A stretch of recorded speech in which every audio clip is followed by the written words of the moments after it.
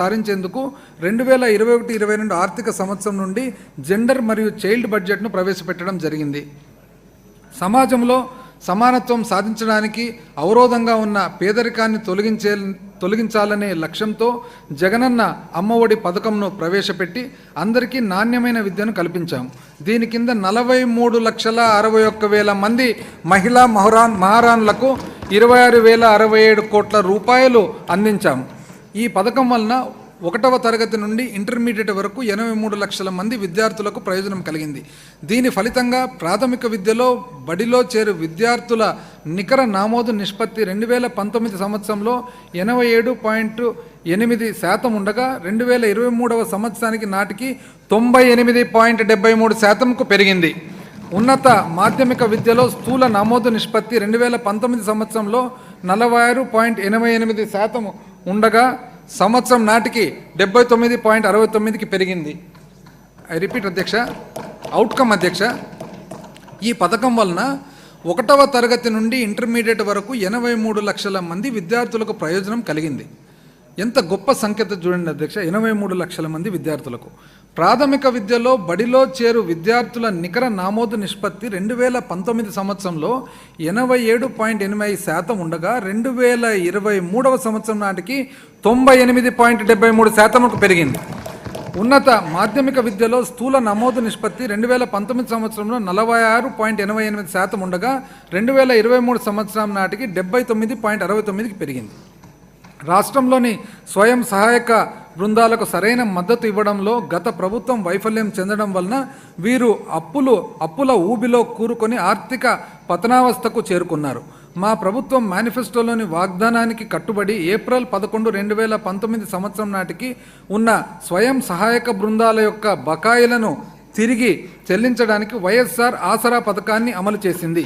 2019 సంవత్సరం నుండి 7,98,000 స్వయం సహాయక సంఘాల్లోని 78,94,000 మంది మహిళా మహారాణులకు ఉపశమనం కల్పిస్తూ వైఎస్ఆర్ ఆసరా కింద 25,571 కోట్ల రూపాయలను తిరిగి చెల్లించడం జరిగింది.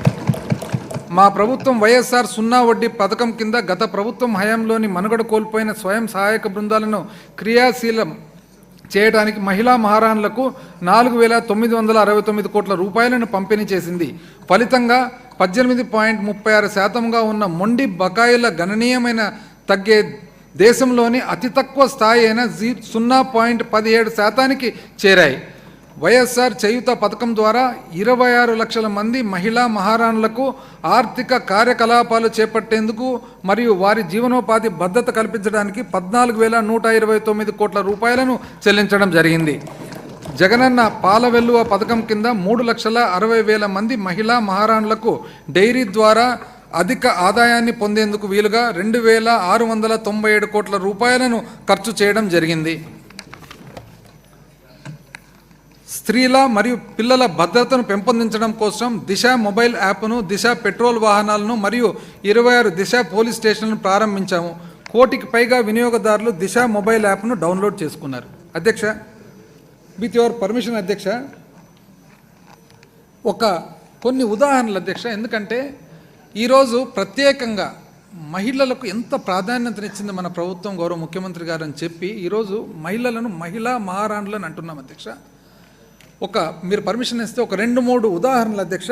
ఆ ఉదాహరణల ద్వారా ఈ సభ ద్వారా రాష్ట్రానికంతా కూడా ప్రభుత్వ ఆలోచన విధానం ఎట్లుందని అధ్యక్ష.